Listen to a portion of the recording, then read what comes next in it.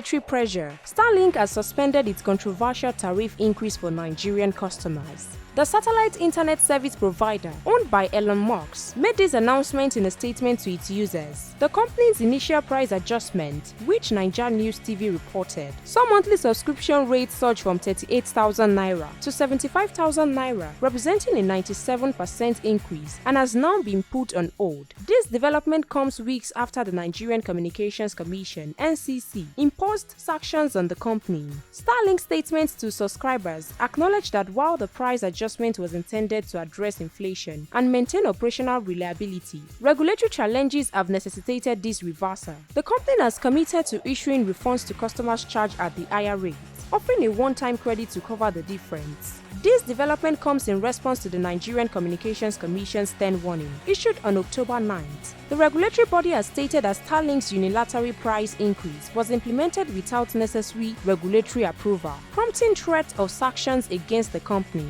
Stay tuned for more news updates at NaijaNews TV.